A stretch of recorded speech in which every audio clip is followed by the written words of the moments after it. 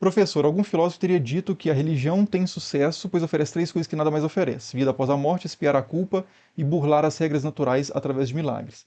Tive aula muito no passado onde se atribuiu como Durkheim, mas não conheço, mas não encontro nenhuma citação. Ah, era uma pergunta, né? Tem algum filósofo que diz isso? Ficou na minha cabeça por parecer verdadeiro. Parabéns pelo canal, amo sua didática. Valeu demais aí, RCMM.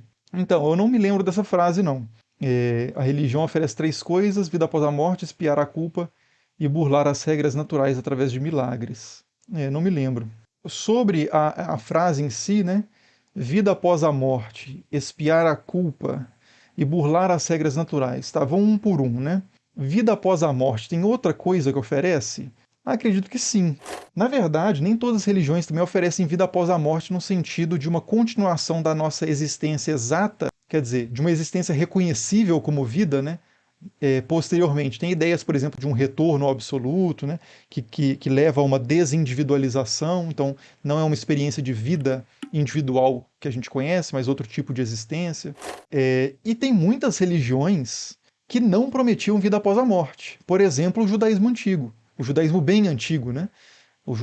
Nos primeiras etapas do judaísmo, a ideia de vida após a morte era, quando muito, uma ideia de uma existência continuada apagada, que não era uma promessa, ninguém queria ir para esse estágio, mas havia algum tipo de permanência meio espectral da pessoa após a morte dela, né? Essas que ficavam num lugar, se você quiser entender isso de forma literal, ou num certo estado, que é o Sheol.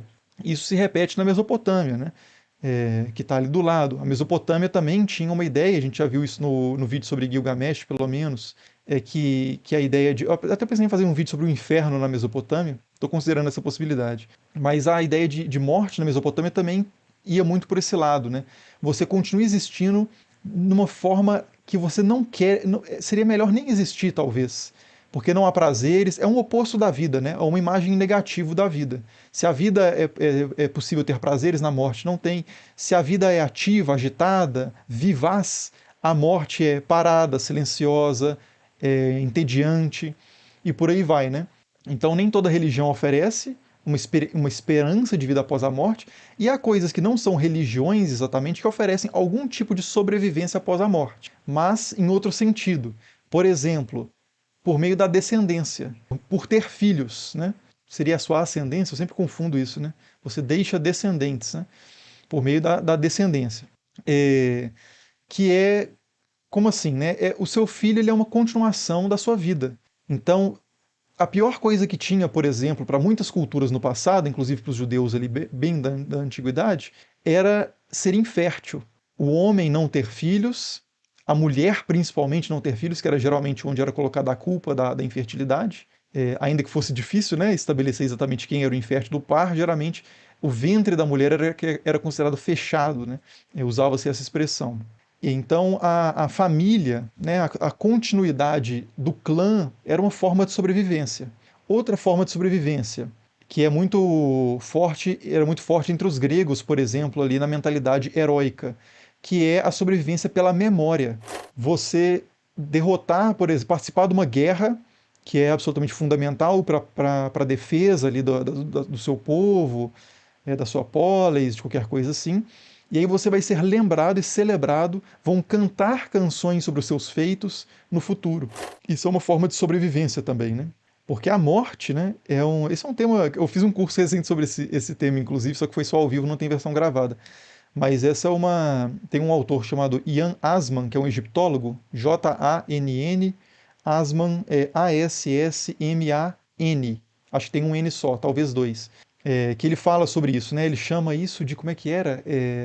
Formas de autotranscendência. Esqueci agora, formas.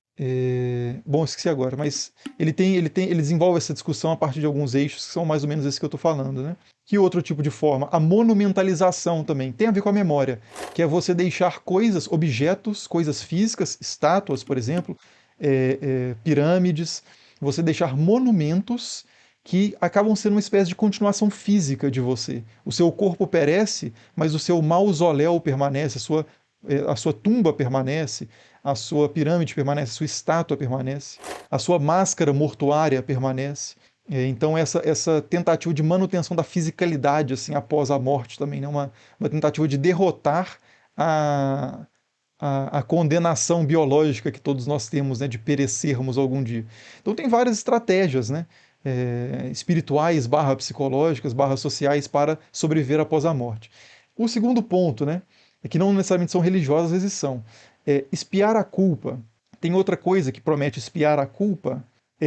A religião ela é muito forte nesse sentido também de expiar a culpa, e não são todas também, né? A gente está partindo muito aqui do cristianismo, né?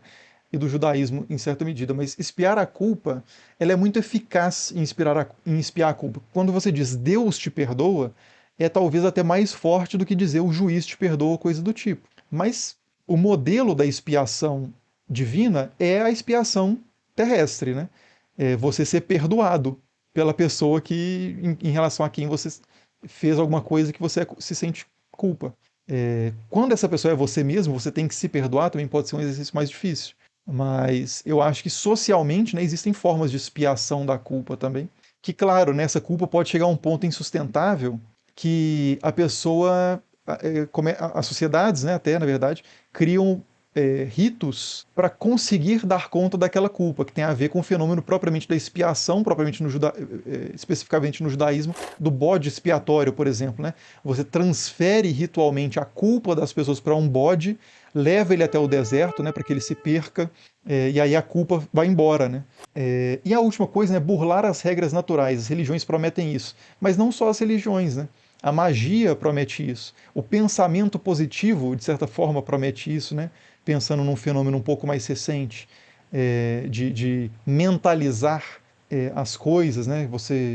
A lei da atração, misticismo quântico, não é exatamente religião no sentido mais tradicional, mas se bem que o misticismo quântico pretende não estar violando as regras naturais, né? Mas utilizando o funcionamento real da natureza entendido pela física quântica, que não corresponde à física quântica de verdade, né? Mas diz que é natural, né? Porque a gente vive num momento em que a ciência é um discurso tão com tanta autoridade que muitas coisas que se buscavam na religião hoje se busca na ciência, né?